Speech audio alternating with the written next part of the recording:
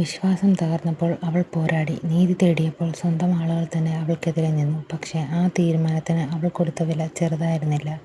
ഒരു വിവാഹമോചനം, ഒരു കുടുംബവുമായുള്ള ശാശ്വതമായ അകലം, ഒപ്പം ഹൃദയത്തിൽ മായാത്ത ചില മുറിവുകളും. Welcome to a story. രഹസ്യബന്ധം എപ്പിസോഡ് 5. കല്യാണപ്പന്തലിൽ അരങ്ങേറിയ നാടകീയമായ സംഭവങ്ങൾ കഴിഞ്ഞ് 3 ദിവസങ്ങൾ പിന്നിട്ടിരുന്നു. ഒരു കാലത്ത് എല്ലാവരുടെയും അസൂയ പിടിച്ച ജീവിതമായിരുന്നു ഹരിയുടേത്. പണവും പ്രതാപവും അഹങ്കാരവും തലയ്ക്ക് പിടിച്ച അയാൾ ഇന്ന് ജയിലിൻ്റെ ഇരുട്ടറയിലെ ഒരു ചെറിയ സെല്ലിൽ അഴിക്കുള്ളിൽ കിടക്കുകയാണ്. ഒരു നിമിഷത്തെ ബുദ്ധിശൂന്യത കൊണ്ട് സ്വന്തം ജീവിതം അയാൾ തല്ലിക്കെടുത്തി. മറുവശത്ത് മീരയുടെ ജീവിതത്തിൽ വലിയ മാറ്റങ്ങളാണ് സംഭവിച്ചുകൊണ്ടിരുന്നത്. വർഷങ്ങൾക്ക് മുൻപ് ഉപേക്ഷിച്ച് തൻ്റെ കരിയറിലേക്ക് മടങ്ങാൻ അവൾ തീരുമാനിച്ചു. പഴയ കമ്പനിയിലെ മാനേജറെ വിളിച്ചപ്പോൾ അവർ സന്തോഷത്തോടെ അവളെ വീണ്ടും സ്വീകരിക്കാൻ തയ്യാറാണെന്ന് അറിയിച്ചു. ഫോൺ താഴെ വെക്കുമ്പോൾ മീരയുടെ കണ്ണുകൾ നിറഞ്ഞിരുന്നു. ഇനി ആരുടെയും നിഴലിലായി ജീവിക്കില്ല, എനിക്ക് വേണ്ടി ഞാൻ ജീവിക്കും, അവൾ സ്വയം ഉറപ്പിച്ചു. എന്നാൽ ഈ നല്ല നിമിഷങ്ങൾക്കിടയിലേക്കാണ് കുടുംബത്തിൽ നിന്നുള്ള ക്രൂരമായ കുറ്റപ്പെടുത്തലുകൾ കടന്നു വന്നത്. മീരയും കാവ്യയും സ്വന്തം സഹോദരിമാരായിരുന്നു എന്നത് ഈ ദുരന്തത്തിൻ്റെ ആഴം കൂട്ടി. മൂത്ത മകളുടെ ഭർത്താവും ഇളയ മകളും തമ്മിലുള്ള അവിഹിത ബന്ധം കല്യാണപ്പന്തലിൽ വെച്ച് നാട്ടുകാരറിഞ്ഞ നാണക്കേടിൽ ഒരുങ്ങുകയായിരുന്നു അവരുടെ മാതാപിതാക്കൾ. നാട്ടുകാരുടെ ചോദ്യങ്ങൾക്കും പരിഹാസങ്ങൾക്കും മുന്നിൽ നിൽക്കാൻ കഴിയാതെ വന്നപ്പോൾ അവർ അതിൻ്റെ ദേഷ്യം മുഴുവൻ മീരയ്ക്ക് മേൽ തീർക്കാൻ തീരുമാനിച്ചു. മീരയുടെ വീട്ടിലേക്ക് അച്ഛനും അമ്മയും ദേഷ്യത്തോടെ ഇരച്ചു കയറി. ഒപ്പം ഹരിയുടെ അമ്മയും ഉണ്ടായിരുന്നു. "നിനക്കിപ്പോൾ സന്തോഷമായല്ലോ മീര. സ്വന്തം അനിയത്തിയുടെ ജീവിതം തെരുവിൽ ലേലം വിളിക്കാൻ നിനക്ക് എങ്ങനെ തോന്നി?" അച്ഛൻ മീരയ്ക്ക് നേരെ വിരൽ ചൂണ്ടി ആക്രോശിച്ചു. "എല്ലാം വീട്ടിനുള്ളിൽ തീർക്കാമായിരുന്നില്ലേടി?" അമ്മ കരഞ്ഞുകൊണ്ട് പറഞ്ഞു. "നിന്റെ ഭർത്താവും നിന്റെ സ്വന്തം അനിയത്തിയും തമ്മിലായിരുന്നു ബന്ധമെങ്കിൽ അത് നമ്മൾ 4 ചുവരുകൾക്കുള്ളിൽ പറഞ്ഞു തീർക്കേണ്ടതായിരുന്നു. അതിനു പകരം ആ മണ്ഡപത്തിൽ വെച്ച് നാട്ടുകാരെയും സോഷ്യൽ മീഡിയയും കൂട്ടി നീ അത് പാട്ടാക്കി. ഒരേ ചോരയിൽ ജനിച്ച അനിയത്തിയെ പോലീസിൽ പിടിച്ചു കൊടുക്കാൻ നിനക്ക് എന്ത് നെഞ്ചുറുപ്പാടുള്ളത്? നാട്ടിലിറങ്ങി നടക്കാൻ പറ്റുന്നില്ല ഞങ്ങൾക്ക്." ഹരിയുടെ അമ്മയും മീരയുടെ അടുത്തേക്ക് വന്ന് ദേഷ്യത്തോടെ അവളുടെ തോളിൽ പിടിച്ചു കുലുക്കി. "എൻ്റെ മകൻ തെറ്റ് ചെയ്തെങ്കിൽ അത് ചോദിക്കാൻ എനിക്ക് അവകാശമുണ്ടായിരുന്നു. അതിനെയൊക്കെ പോലീസിൽ ഏൽപ്പിച്ച് സ്വന്തം അനിയത്തിയെയും ഭർത്താവിനെയും ജയിലിലടയ്ക്കാൻ മാത്രം ക്രൂരത നിന്റെ മനസ്സിൽ ഒളിഞ്ഞിരിപ്പുണ്ടായിരുന്നില്ലേ?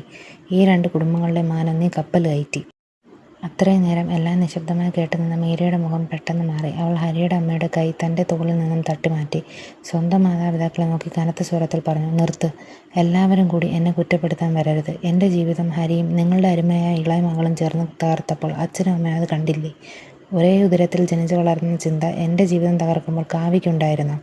അന്ന് എവിടെയായിരുന്നു നിങ്ങളുടെ കുടുംബമഹിമ? സ്വന്തം അനിയത്തി ചേച്ചിയുടെ ഭർത്താവിനൊപ്പം കിടപ്പറ പങ്കിട്ടപ്പോൾ ഉണ്ടാകാത്ത നാണക്കേടാണോ അവൾ ചെയ്ത തെറ്റ് ഞാൻ ചോദ്യം ചെയ്തപ്പോൾ നിങ്ങൾക്കുണ്ടായത്?" മീര മാതാപിതാക്കൾക്ക് നേരെ വിരൽ ചൂണ്ടി. "കേസ് പിൻവലിക്കണമെന്ന് പറഞ്ഞ് ആരും ഇങ്ങോട്ട് വരരുത്. സ്വന്തം ചേച്ചിയുടെ ജീവിതം നശിപ്പിച്ച കാവ്യയും എന്നെ ചതിച്ച ഹരിയും നിയമത്തിന് മുന്നിൽ അനുഭവിച്ചേ മതിയാകൂ. നാണം കെട്ടത് അവരുണ്ടാക്കിയ പാപം കൊണ്ടാണ്, അല്ലാതെ നീതിക്ക് വേണ്ടി പോരാടി എന്നെ കൊണ്ടല്ല. ഇറങ്ങിപ്പോ എല്ലാവരും എൻ്റെ മുന്നിൽ നിന്ന്." മീരയുടെ രൗദ്രഭാവം കണ്ട് ആർക്കും മറുപടിയില്ലാതെ അവിടെ നിന്ന് ഇറങ്ങേണ്ടി വന്നു. ഇതേ സമയം ദേവൻ്റെ വീട്ടിലും സമാനമായ അന്തരീക്ഷമായിരുന്നു. കല്യാണപ്പന്തലിൽ വെച്ച് നാടകം കളിച്ച് വിവാഹം മുടക്കിയതിന് ദേവൻ്റെ അച്ഛനും അമ്മയും അവനെ കഠിനമായി കുറ്റപ്പെടുത്തി. "നീ ചെയ്തത് ശരിയായ രീതിയല്ലായിരുന്നു ദേവ," അച്ഛൻ ഗൗരവത്തിൽ പറഞ്ഞു. "കാവ്യ ചതിച്ചെങ്കിൽ അത് നമുക്ക് മാന്യമായി പറഞ്ഞു തീർക്കാമായിരുന്നു. അതിനു പകരം ആ മണ്ഡപത്തിൽ വെച്ച് ഇങ്ങനെയൊരു നാടകം കളിച്ച് നമ്മുടെ കുടുംബത്തിൻ്റെ അന്തസ്സ് കളങ്കപ്പെടുത്തണമായിരുന്നു." അമ്മയും കണ്ണുകൾ തുടച്ചുകൊണ്ട് പറഞ്ഞു. "നാട്ടുകാരുടെ മുന്നിൽ നമ്മൾ നാണം കെട്ടുമോനെ.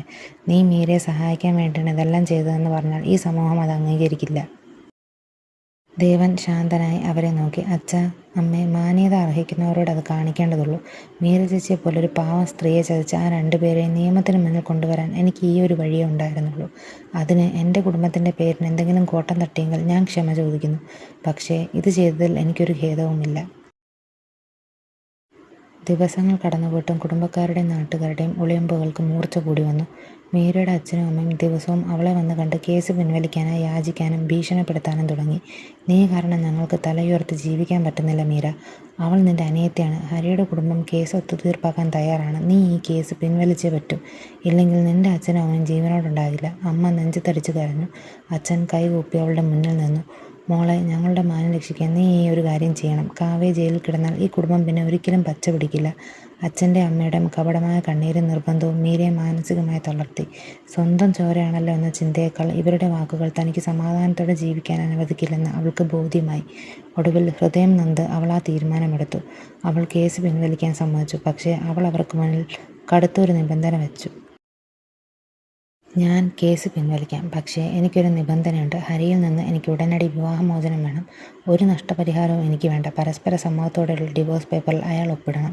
ഇനി അയാളുടെ നിഴൽ പോലും എൻ്റെ ജീവിതത്തിൽ ഉണ്ടാകരുത്, മീര ദൃഢതയോടെ പറഞ്ഞു.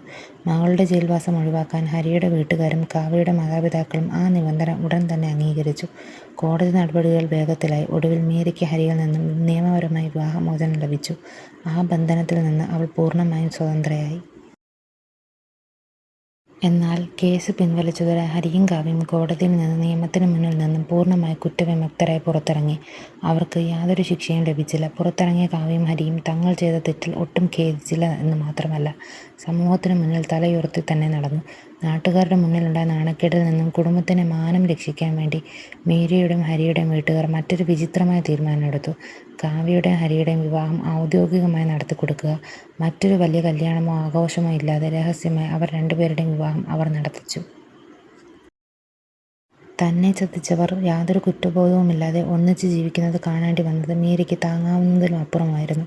സ്വന്തം അച്ഛനും അമ്മയും തന്നോട് ചെയ്ത ക്രൂരത മീരയുടെ മനസ്സിനെ ആഴത്തിൽ മുറിവേൽപ്പിച്ചു. തെറ്റ് ചെയ്ത മകളെ സംരക്ഷിക്കുകയും ഇരയായി തള്ളപ്പെട്ട തനിക്ക് നീതി നിഷേധിക്കുകയും ചെയ്ത മാതാപിതാക്കളുടെ പ്രവൃത്തിയിൽ അവളുടെ മനം നൊന്തു. അവളോട് ചോദിക്കാതെ കാവ്യയുടെ കല്യാണം കൂടി നടത്തിയതോടെ മീര ആ കുടുംബവുമായുള്ള എല്ലാ ബന്ധങ്ങളും പൂർണ്ണമായി ഉപേക്ഷിക്കാൻ തീരുമാനിച്ചു. രക്തബന്ധങ്ങളെക്കാൾ വലുത് സ്വന്തം ആത്മാഭിമാനത്തിനാണെന്ന് അവൾ തിരിച്ചറിഞ്ഞു. അവൾ അവരിൽ നിന്നെല്ലാം അകന്നു.